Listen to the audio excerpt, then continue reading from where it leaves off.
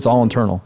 You could be the saddest motherfucker in the world, but you're the only one that feels that way, right? You're having a bad day or a bad year or whatever, or you have doubt. You're waking up in the middle of the night, you're clenching your teeth or anything else like that. You're the only one that has that. So how much of that is imagination? How much of that is just lack of creativity or sharing your emotions with somebody and just being completely honest and completely vulnerable?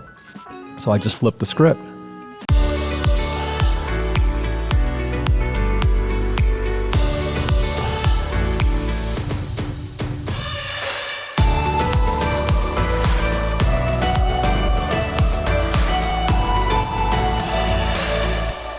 Ben Mollin, thanks for being here today. Joe Churro, what's up, man? I've known you for many years, but I got to be honest, like when we went to high school together, you were a few years older than me. I've always saw you as this larger than life person. You were in rock bands and always doing something creative and cool. And then fast forward like a few years past high school and even I think past college, I don't remember the exact time frame, but I saw you on reality TV show. You were on the show Shear Genius, and I'm like, oh my God, I know him, Ben Mollin. And from that point, you created the Ben Mollin Project, and you've done all these amazing things in your life. But I know that things have not been easy for you. You've had some crazy adversity. And when I got to know your story a little more, the year 1989 really sticks out to me as a pivotal year in your life because you were suffering from depression. Can you take us back there to that moment before we get too far ahead of ourselves and talk about you completing an Ultraman and doing all these incredible things that you've done since? Because I think a lot of people can relate to being at a low point, and I believe that was yours. I'm sure there was other ones. When you're low point, possibly. So even like I didn't really know what depression was when I was that age. So I think when you're like 8th grade, freshman year, you're still kind of in like that learning process. I knew that I was like 100%. So I had a skateboard accident. I was never a good skateboarder, but I always wanted to be a good skateboarder because it just looked cool, you know. So I got the Christian Hosoi. Yeah, I was a Tony Hawk. You were a Tony Hawk guy? Yeah, I had the Hosoi. I had the Santa Cruz Hosoi. And we were at Shrum School, and I fell off the skateboard because, again, I just wasn't any good at it. And I developed a bruise that just wasn't like a normal bruise. So I fell on my hip, and it ended up being like this really big bruise. So I ended up showing my mom, and we went to the doctor to find out, like, what is this? So it ended up being that I had, my platelets were all screwed up. So I got a blood test, I got results, and they didn't necessarily know what was going on with it. So I was told that I was basically like a borderline hemophiliac.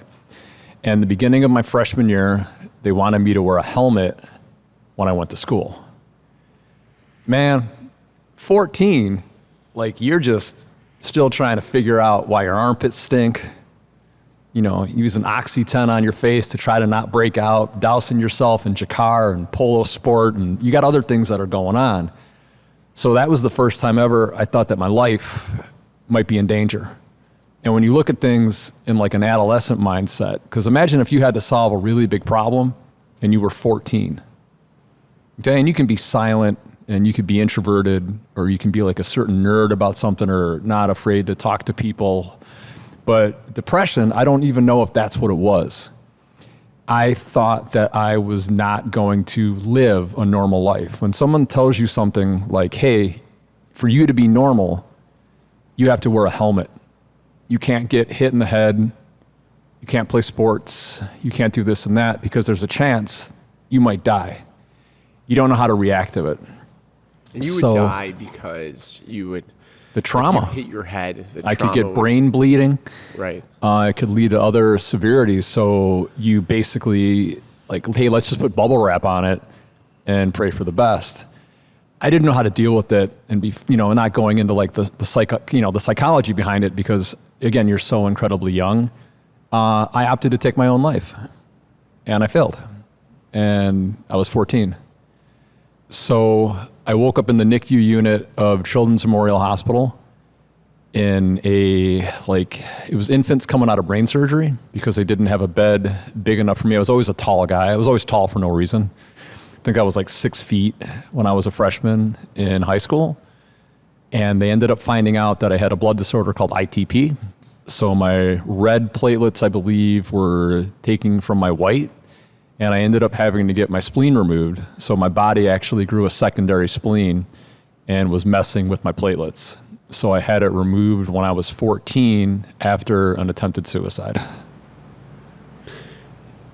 When you had attempted suicide, I know the story a bit, your parents were near you? I did it in front of my parents. Yeah. And was it just you didn't want to, you were just too embarrassed to go to school with this helmet on? You thought that was your only choice? Is that, or was there anything like leading up to that point? Or was that just the icing on the cake that you're like, I can't deal with life anymore? I'd rather die than be an outcast at that age. You already are having hard times fitting in, and I never really felt like, and I think a lot of people can kind of relate to that, you never really feel like you were the cool kid. You're always around it. You kind of had like your own lunch table. I was always the lunch table of all the outcasts, like the renegades and the kids that were just good enough to basically go second string when it came to all the sports. And I am an overreactor, especially when I was younger. And for me, that was just basically the option that I had. And, you know, you think about that decision making like that as an adult, and obviously you would do things differently. But when your mind is underdeveloped, as it would be in any form of adolescence, that was a viable option. It was a quick decision. And in that specific moment, that's what I did.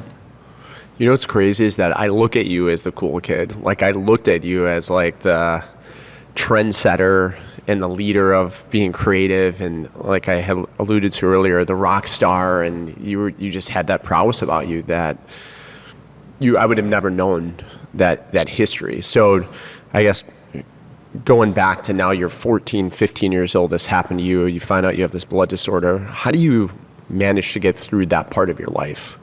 You don't have a choice. The option that I outed for didn't work. So basically the only thing I did is I took the training wheels off of any form of safety. And the best analogy that I have with anybody that has a mindset of somebody that would attempt something like their own life is that most people, when they're driving in a 2-lane highway, they're not able to take the steering wheel and turn left and go into oncoming traffic. It's just like almost like an innate safety mechanism that most people have. It's kind of like you're on top of a high peak or a mountain and you're looking over. Like most people, when you get closer, your body starts to feel this rush of like, don't go closer to the cliff because you're going to fall off. Correct. Right? Is it that same feeling? Correct. I don't have that fear. So I overcame that fear a long time ago, and it never, ever goes away. It's constant. Even at the high point of what would be happiness or serenity and everything that you have, like that's worth of value, once you cross that line, it's always something that's in the back of your mind. And from what I've been told, I've never been a hard drug guy or anything else, but it's very similar to people that have done really hard drugs and then gotten sober. It's basically you're always in recovery. It's always something that stays like in the back of your mind. So anything I've ever done through like my whole entire life, any success that I might have gathered through any of that, any admiration that I might have from somebody like yourself, being like, I always thought that you were like the rock star and like this larger than life kind of guy. Absolutely. But I think what makes it more interesting is what fuels that fire. Why? Why do people do what they do? What is it about someone that's able to get to that point where other people might have a different opinion of that person than that person has of themselves? Was there a sense that you're like, hey, if I'm going to be an outcast, I'm going to be the coolest outcast. I'm going to zig where other people zag, meaning like you may not have followed mainstream sports. You may not have been in football or basketball. I know the high school we went to, I tried to explain to people how it's like. What TF North was like? Yeah, like it wasn't like to be a cool kid. You weren't necessarily in sports, where other schools you were, right? Like it's hard to explain, and that's probably another podcast in itself. But it seemed like you were like you took that weakness and you turned it into a power, and you were like, if I'm going to be the outcast, I'm going to go all out and I'm going to do my thing.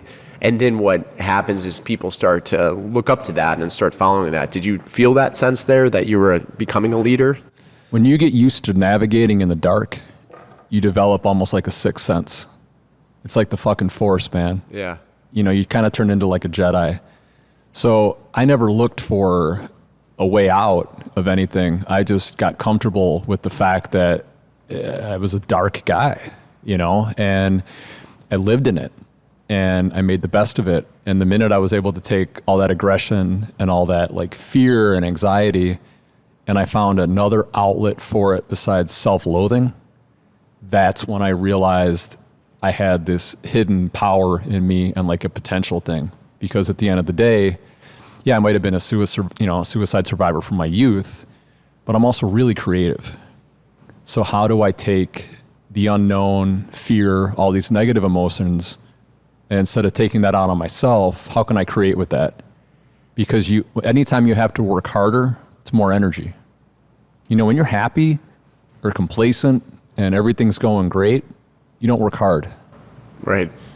So if you never truly look at yourself as happy and complacent, you're constantly working for whatever it is that you want to do. So what I have noticed is that the imagination can be so incredibly powerful if you're able to tap into it. And if I don't have a fear of dying, I don't have a fear of trying. It's that simple. I like that. I mean, it is true, because you've kind of already were at, again, I don't want to say the darkest point, but very dark point. And from now you're like, I'm navigating in the dark.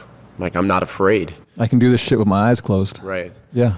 So then let's progress a little bit. You're in high school. I know you turned to music as a big outlet back then for your creative side, especially. Can you take us through that? Like how did that become such an important part of your life? Fugazi, 13 songs, that record, #1, Waiting Room, Combat Boots, Shaved Head, Gorilla Biscuits, Angry Samoans. Started playing guitar, started playing bass, met other kids, other outcasts and misfits and people that like to stay out late and go shopping at Hegwish Records and spend their money. That place. Oh, it was awesome. And wearing band t-shirts, and I just started playing music.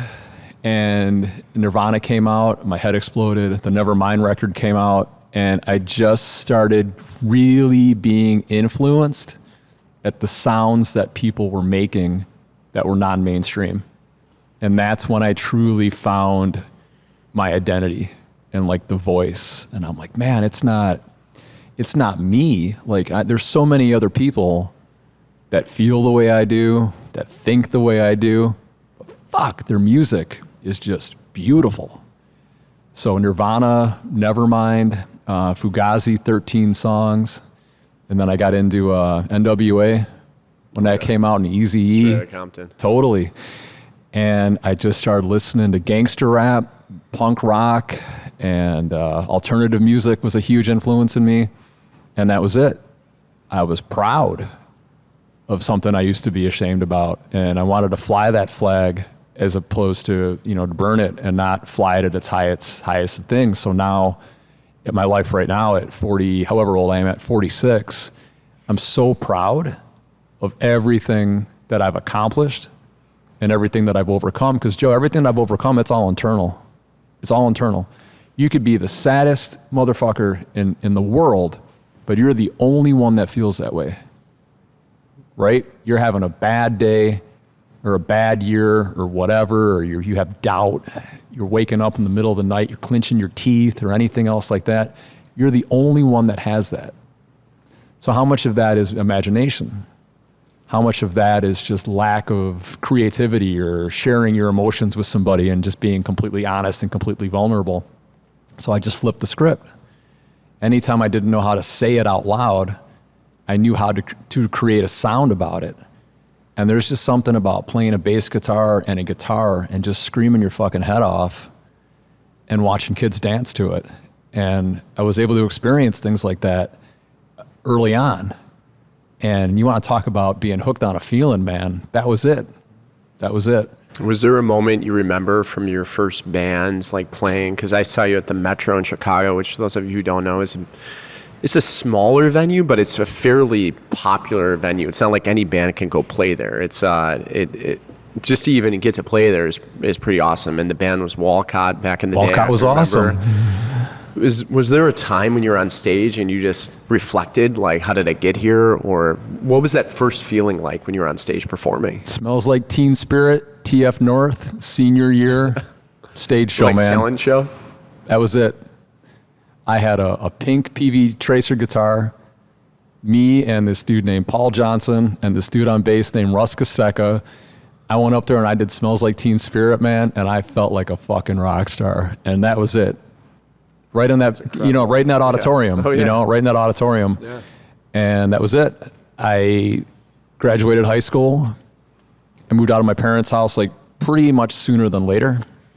And I lived at a buddy of mine's house. He was still in high school, but his parents had converted. His name was Quent Cleaver. And his parents lived in Mokina, and they converted his garage into a bedroom.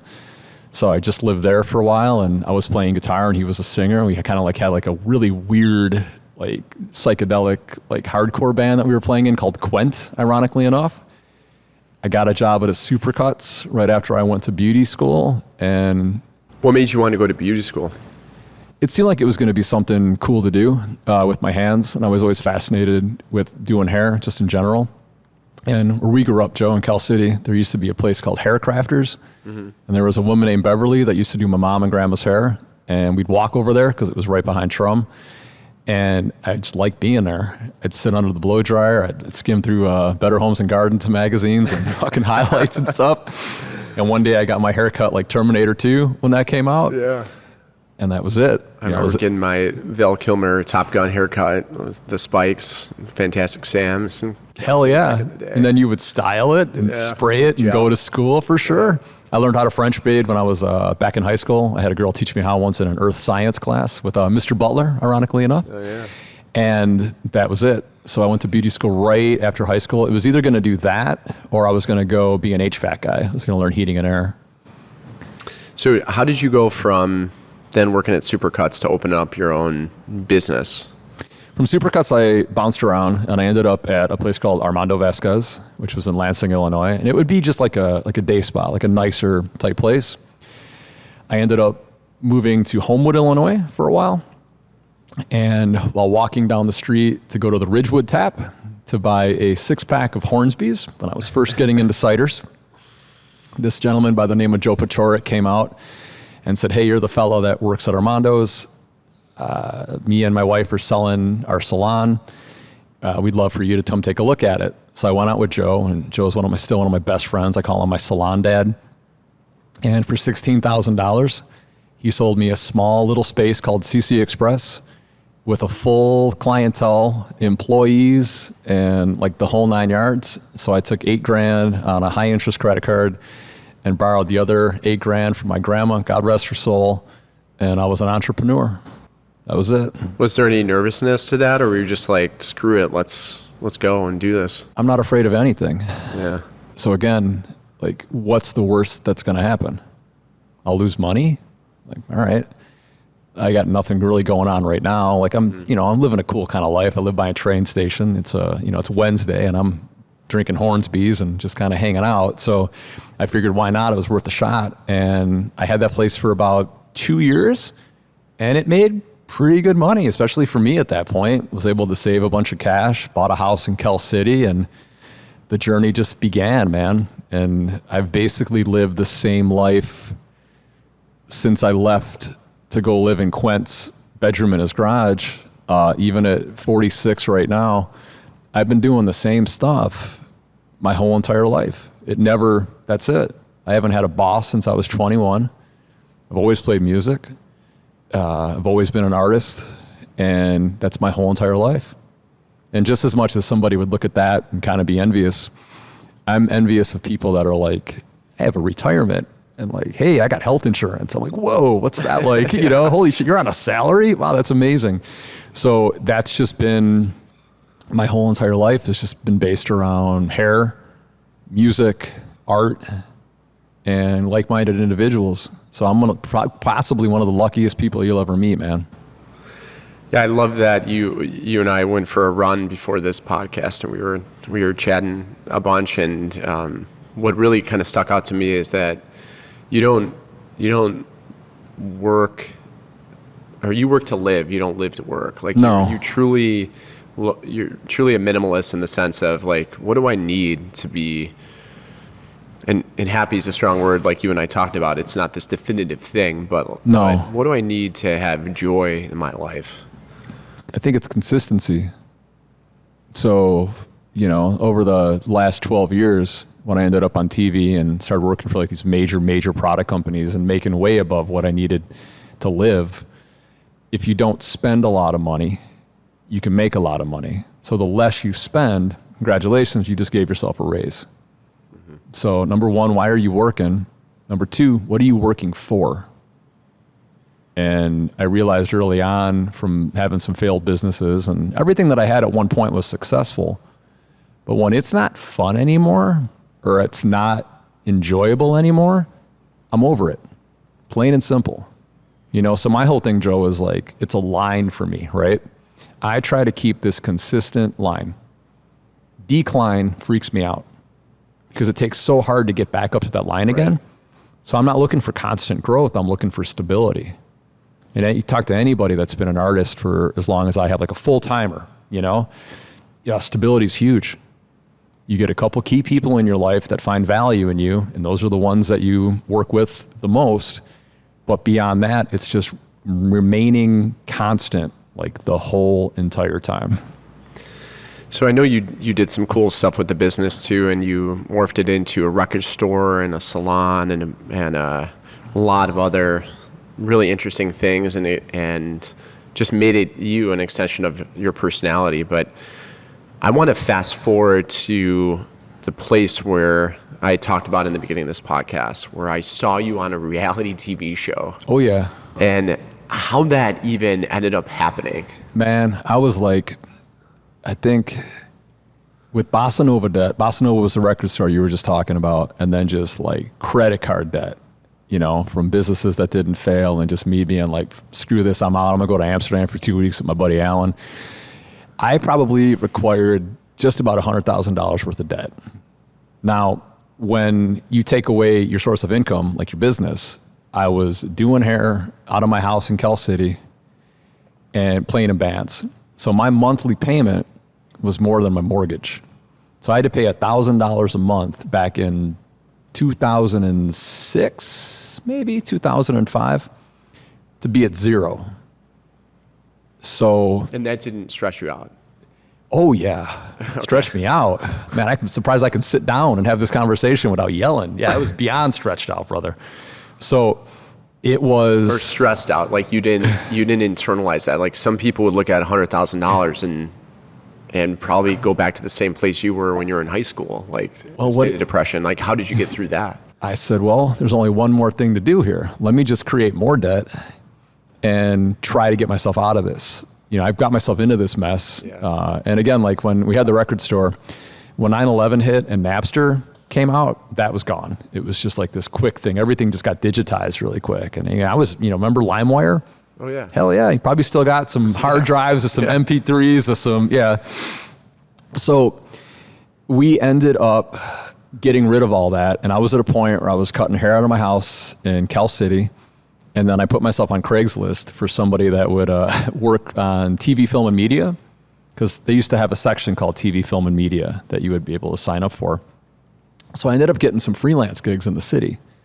And there was a woman by the name of Lee Jones that hired me to work on this movie called 5/25/77, which was a movie about the day Star Wars came out. And when you say work on a movie, you were doing hair. I was the hairstylist for it, yeah.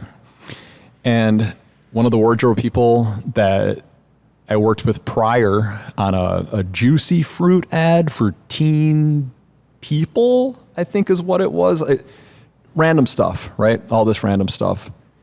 I ended up getting a phone call from this woman named Lee because Bravo was looking for a straight, tattooed guy that had a uniqueness for about him and kind of that like accent.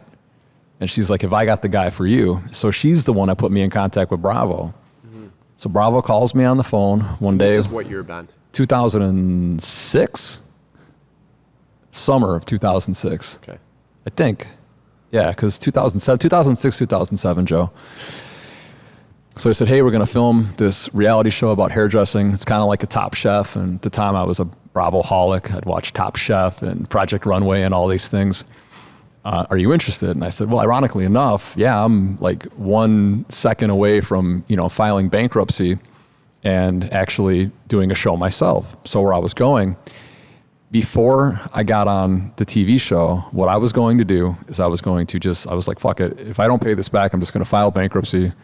I had a buddy that was living in Vegas. I'm just going to go out there, get a job at a hoity-toity salon, and audition for Blue Man Group. I said, when in doubt, man, when in doubt, Joe, be a carny. Yeah. Just hit the road. Just say, fuck it, just go. Because again, like, I'm not afraid of anything, especially in that regards, right? Like, what's the worst time too in your life? Were you single? Yeah. No kids? No. Okay. My wife and I started having kids when we were 40. Yeah. So, no, I had really, I had parents that were handicapped that were close by, and which is why I always lived like really close to that area to, take care of them and just kind of be there for them if they needed it. But I was going to borrow money on a credit card. I was going to get an RV, which at the time I still think I had the Walcott RV. I'm not 100% sure. But I was going to do a mockumentary on hair and fashion. And I was going to call it Hair to the Throne. And I was going to dress like Cedric the Entertainer with a fucking derby and like a red flower and like an Easter suit, And I was going to go all over these like rural salons and just interview like the stylists and see how they lived. And, I've always been fascinated at movies and documentary stuff. And one of my favorite movies is this movie called Gummo. I don't know if you've ever seen it. Okay. Freaky. Love it. Demented. Absolutely. So I wanted to do like a hairdresser version of the movie Gummo. Oh my God. I do not recommend that movie, but it's dark. Yeah. So I'm telling Bravo all this, like, well, this was my backup plan. Like, I'm trying to get out of debt. And they said, well, if you win this contest, you'll win $100,000. And that's what I owed. And I was like, fucking, can you imagine if all of a sudden out of nowhere, I'm at like this financial crunch point in my life. All of a sudden out of nowhere, I go on TV to compete with hairdressing, okay, which is just so ironic. And then I win all that money back, and then I get a fresh start. Like, it would have been the Cinderella story, like, you know what I mean? Like the small town guy. It would have been like the movie. What's that movie where he's shooting Hoosiers? Okay, yeah. Totally. Gene Hackman, right? Yep. So I fly out, I do the show, and they asked me, actually prior to that, they said, we need you to make an audition video. And when I went out to meet with the production people, it was instant. Like we fell in love. They're like, you're perfect for the show, but we got to go through the protocol. Can you make a video? So at the time, I was working with this DJ guy named DK. We called him Freak A DK. And he did the beats, and I did the guitar part, and I made a song called Haircuts in the Summer. And because at the time I was working out of my house, and Joe, like, I had a lot of debt. Man, was I having fun. I had, we had a steady supply of ganja and recording equipment and creative people. My house was a very safe place. So I sent him a music video of me rapping and cutting hair. My buddy Nick, I begged to come out from Detroit. I said, dude, I have no money, but this is the opportunity that I have. Will you come out here? I need us to stay up for 2 days and make this video. And Joe, I made the video, I sent it in, and I did it. I got it. And that was Haircuts in the Summer. Haircuts in the Summer, man. You can find it on YouTube on Nick's page. I don't even have the video for it. Like, it was just something that we just threw together. I'll play some of it if you're watching this on YouTube. And if you're not, I'll link to it in the audio version in the show notes, because it's an awesome song. We listened to it this morning. Oh, good. You guys were jamming it out. Yeah, it was great. Pumping it, doing some poolside jams. So that was it. I ended up going on the show, and Jacqueline Smith was the host. And again, like, you got to think about the Cinderella story. So imagine if I was to get flown out to LA for making a hip hop video, okay? Like that hip hop changed my life, dude, for sure. I got on television and started this whole new life for me from a hip hop video. And the irony in that is just fucking, what the hell? What am I, Eminem? Yeah. So Dr. Dre, Ice Cube, totally. I'm dropping F-bombs, I'm smoking weed, it was doing Bikram yoga. It was just the weirdest thing I could have ever thought of. So I went out, got second place.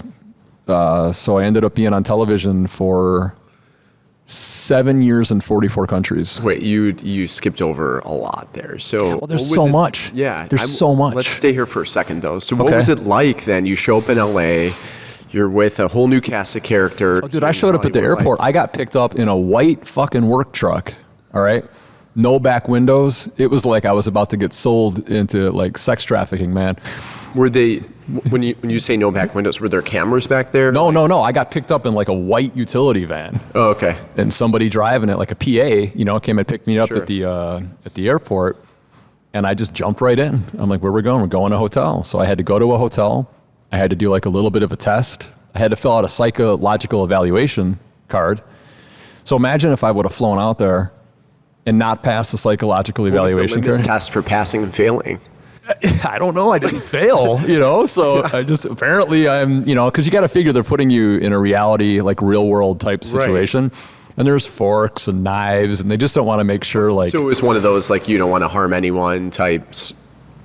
I guess. Questionnaires. I guess. Okay. Yeah. If it had to have been. Yeah. And then we started. Something like, have you ever thought about taking your own life? And you're like, yes. And they're like, okay, cool. Like, you're great for the show. Like, how did? Oh, I think, no, it wasn't anything like that. By any chance, when you were 14, have you ever tried? No, there wasn't. No, hell no. There wasn't any of that.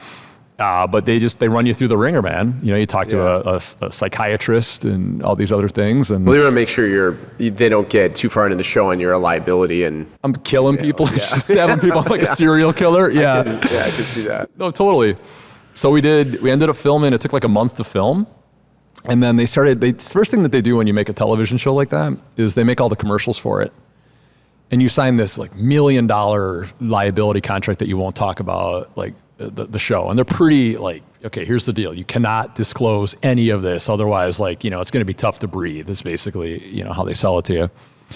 So ads started coming out.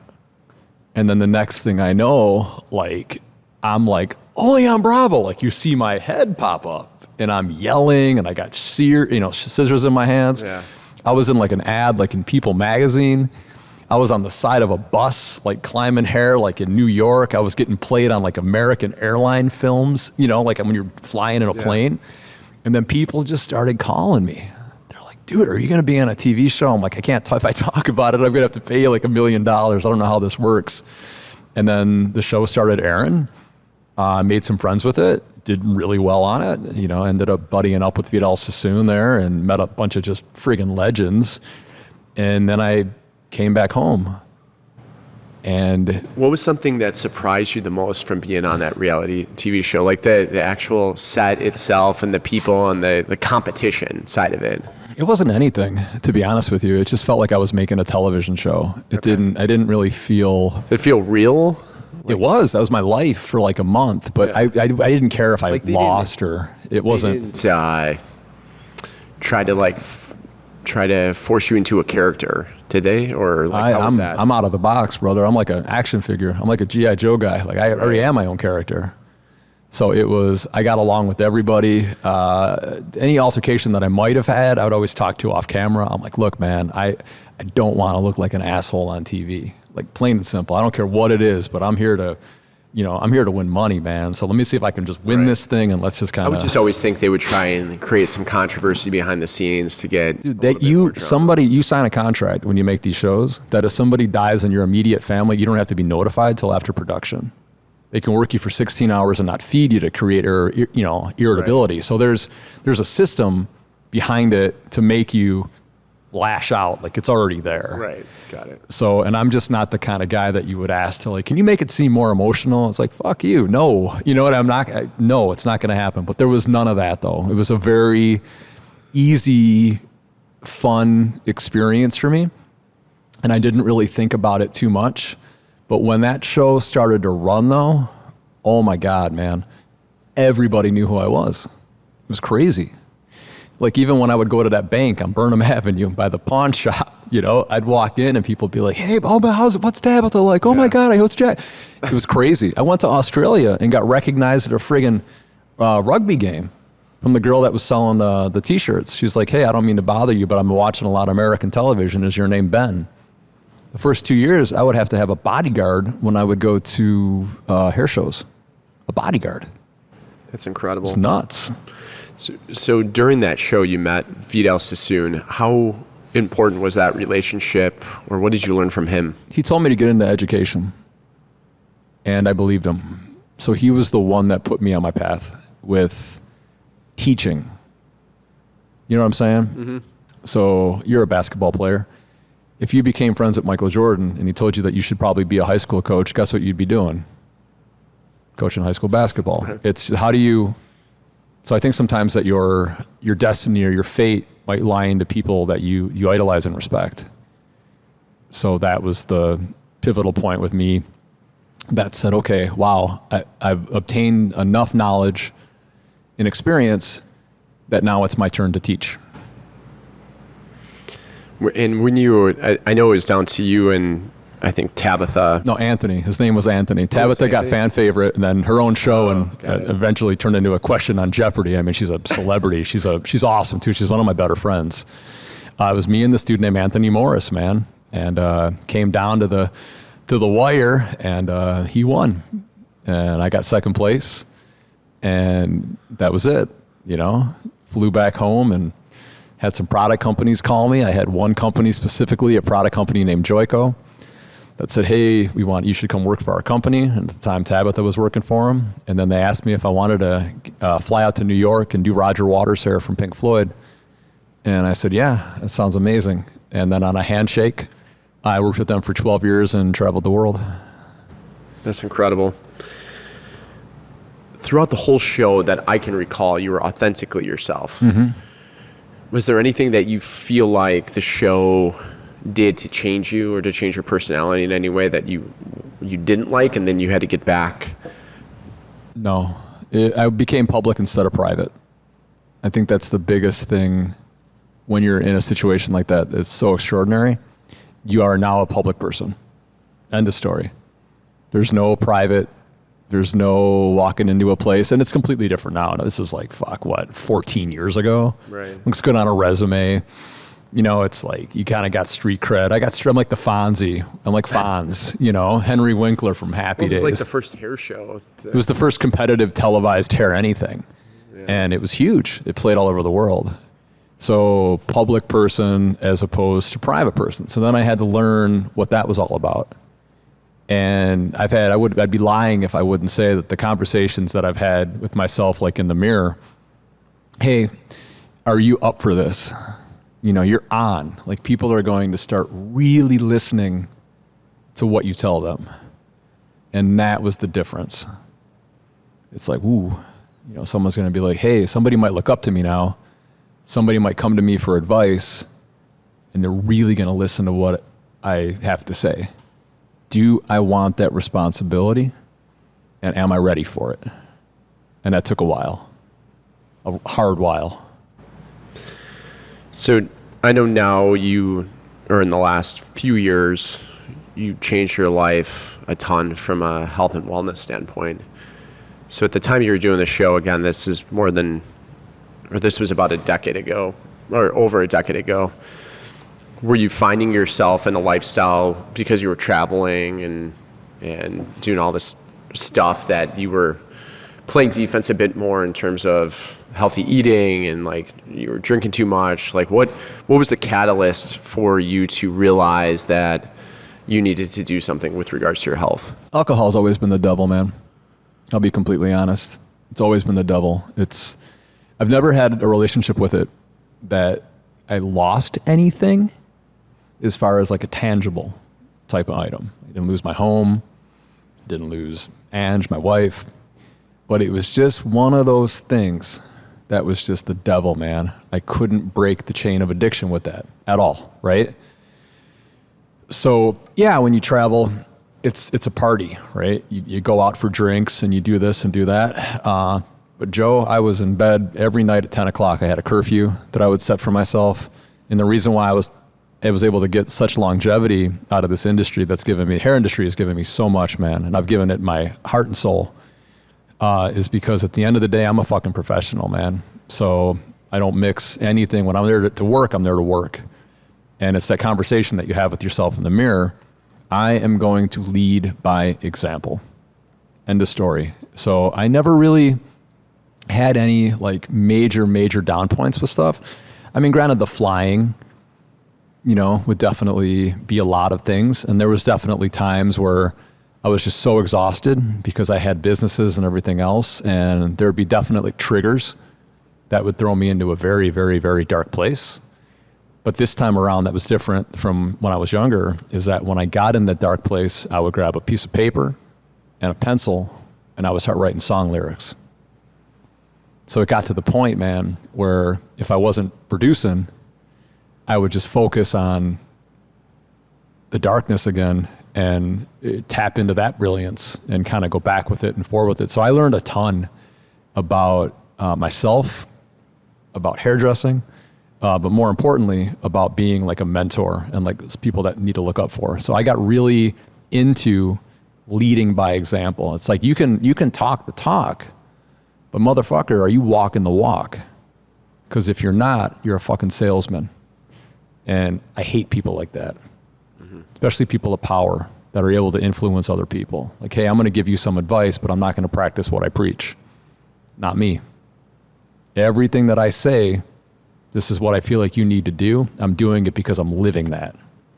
So when I give you experience and you ask me a question, I'm doing it for my own personal life as opposed to just being a quick-witted thinker and using common sense as a weapon. So you went from this period of traveling, speaking, teaching to completing an Ironman. Absolutely. How did that even transpire? I quit working. So my mom and dad passed away within like a period of time of like 16 months. And this was what year? 2017 and 2018, I think. Might have been 2017, 2018. And I went back to the same place that I did mentally when I was 14. I didn't see value and beauty in the world anymore. I felt like I was up against something. And I went to quite possibly the darkest place that I've ever gone to as a human being. And in order for me to get out of it, I had to be incredibly open and honest with like my wife and like my friends. And I ended up getting counseling for suicide. And the woman's name that I went to, I'll just kind of keep undisclosed. I don't know if there's privacy, regulations or anything else. We'll just call her Miss M. And with 4 weeks of going through therapy, she was the first time ever of somebody that said, she's like, honey, I don't think that you're sad or suicidal. She's like, I think you're a genius. And she actually said the word genius to me. And I looked at it as an opportunity to prove my worth, And she said, you just needed something to do with that energy. Have you ever thought about running? Rest is history. I started Googling it, and my wife Angie said, hey, you need to watch this movie called The Iron Cowboy. I watched it, and that was my first inkling about Ironman. And then a couple days go by, watching YouTube, and then the Paralympics came on. And I watched the Paralympics, Joe, and I cried, and I cried, and I cried. And literally, my soul left my body, man. It's the only way to explain it. And I said, I ain't shit. I'm weak. I'm a fucking puss. It drives me crazy. I want to be, if these guys can do it, so could I. So I went to Kohl's because, obviously any good decision starts with the trip to Kohl's. You're going to need new underwear if you're going to be a badass. So I bought a jogging suit like Run DMC and some. It's probably because you got one of those big postcards in the mail. Fucking 20% Kohl's off. cash. You can pay me with Kohl's cash. You don't even need to bring cash money or Kohl's cash. And I bought a pair of running shoes. And within 3 months, after never running, I ended up losing just about 60 pounds, and I was able to run 13 miles. So I told my buddy Keith, and he's like, you should sign up for an Ironman. So I signed up for Mont Tremblant in Quebec, which I guess is one of the most difficult terrains in North America.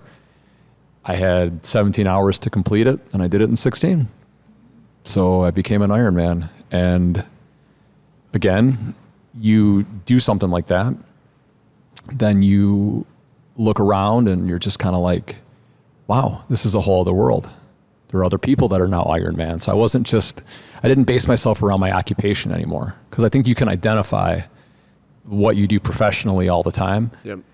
But when I started watching different videos and listening to podcasts and people talk, I got myself out of the hair industry and that mindset, because social media came around on Instagram, and there was just this huge shift in what I do professionally.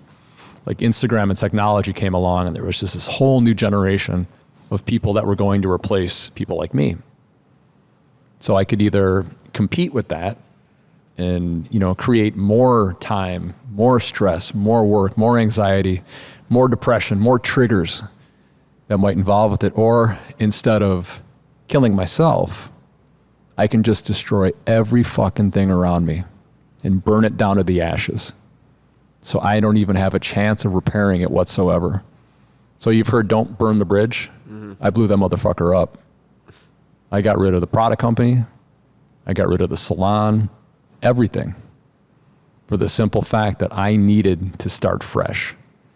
So it wasn't me anymore that I wanted to take it out on. It was everything else around me. And that was the switch. I'm not going to put the gun on myself. I'm going to walk in that motherfucker like, I'll say hello to my little friend, and I'm just going to get rid of everything that's all around me. I'm going to bury it. I'm going to set it on fire, and now I'm just going to focus with what's in front of me. And it was hard. Oh, man. It was hard, because you identify who you are from your successes. I don't care who you are. I don't care how rich you are, how big or anything. You are your successes. That's your world. So even if it's broken, that's still your world. So when I got rid of all of that, and Angela, my wife, is the greatest human being in the planet, she's the one that said, just quit. And I did. And for that year, when I was going through the grieving of losing a mom and dad, now I lost a business. I lost employees. I also lost a product company that I spent 12 years with, traveling the world with. So I also lost financial backing. So I made it, so I had to become successful. There's no other way. I took the training wheels and right off that motherfucker and threw them against the wall. And that was it.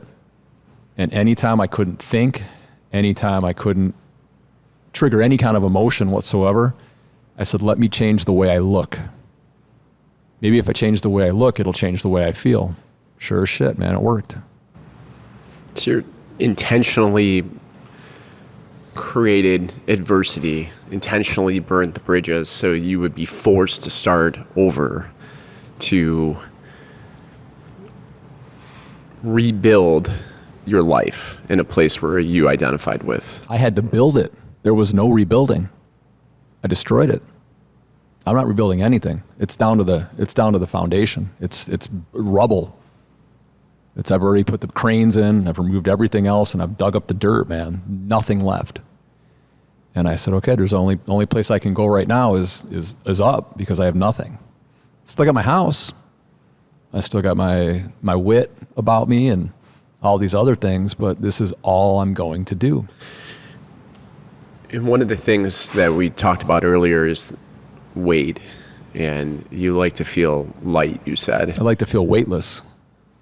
Yeah, I travel light, man. And I think that goes back to what you were saying about being on, I would even say like it's like a water line, right? Like you want to be surfing. Like you want to be on the water line. You necessarily don't want to be flying over too high above it. You want to be under it. You just want to be stable.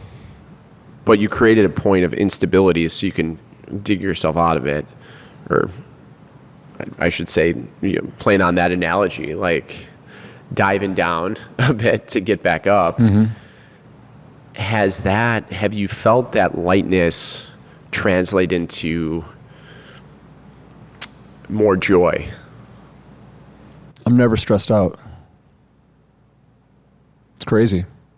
So I don't know if it's joy, but I live a very joyful existence. It's the things that bring me joy are other people. And those two people would be my wife and my son. So to see them smile and to see them feel fulfilled, that's the main reason why I do what I do and the only reason why I do what I do. So how has fatherhood changed things for you? His birth was nuts. So first of all, I was told I couldn't necessarily have children, and that's a funny story, man. I don't think we got time for me to exactly go in the embarrassment of what I had to go through, man. So I had to end up going to a urologist, right?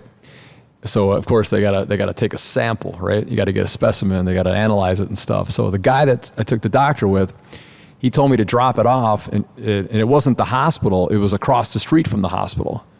So he told me it was this office. So I go home, do what I need to do, take my baby battery, throw it in some cargo dad shorts, hop on a moped, which even makes it more ridiculous. And I had the beard, I'm wearing a Slayer t-shirt. It was like something out of a friggin' Rob Zombie movie. I walk into the office. It was the wrong office. So I walked into a pediatric office. And they walked in and they said, "Sir, can I help you?" I said, "Yes, I'm here to drop off my semen." They said, "Excuse me?" Joe, humiliating. Like, you can't even imagine it was just the worst. So I was 30 minutes I had to drop this stuff back off. It took me 37 minutes. So when the doctor called, he didn't really know if I was able to have a child or not. So Angela and we focused on businesses, So long story short, Marco comes. But Marco came in with a bang. So when Angela was pregnant, we went in for a sound test where they monitor the baby's heart rate. So Marco's heart stopped beating inside of Ange. And then it picked up again. Every time Ange would have a contraction, Marco couldn't breathe.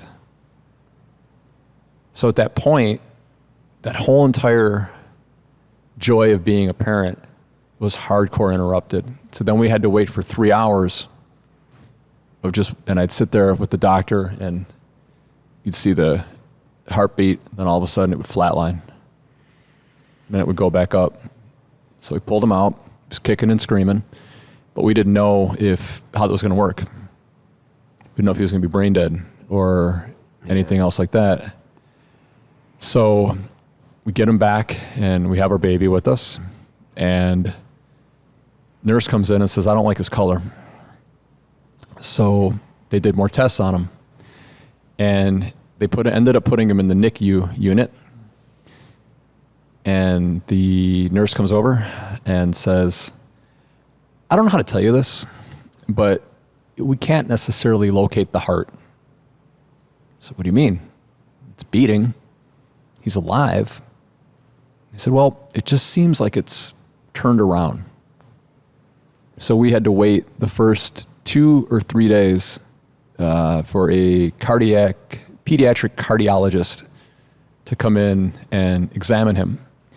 So for those 2 or 3 days when he was born, we were in the NICU unit by basically like a helicopter pod, because if for some reason my son would have went into cardiac arrest, they weren't able to facilitate at that hospital. And I think everyone's got that moment where God or prayer, it was fear, like I've never experienced. But I think it was the universe telling me that if I'm going to be a father, I need to love more. So I looked at it as like a teaching and like a blessing. Long story short, a year later, when we took him home and we knew that it looked like a little hole that he had in his heart. So it's called dextrocardio. He's fine. Nothing's wrong. He's going to have a normal life for the rest of his life. But it took a year for us to clear that. So the first year of being a parent. But he was out of the hospital in a few days, right? It took about a week. A week, okay. So it's basically what dextrocardio is that the heart is just reversed. We just didn't know if it was properly wired to the point where it needs to be. So after a year, we took him to this Dr. Sunthart was the guy's name. Real tall Japanese guy, and super nice man. And we brought him back after a year. We gave him like another EKG, and he looks at us and says, I never need to see him ever again. So when he was 1, I think that's when the parenting really started to happen, because we just loved him so much, because he had already been through so incredibly much as a little guy, that we brought him back home, and then we started our family. And my mom and dad, luckily, were able to be grandparents until he was about 2 and a half, and 3. And the joy that I got from my mom and dad, watching them like pick up the baby and be called grandma and grandpa and everything else, was by far like the proudest moment of my life. And then when I quit work, I've been a stay-home dad since he was 3 and a half. I mean, how lucky am I to do that, right?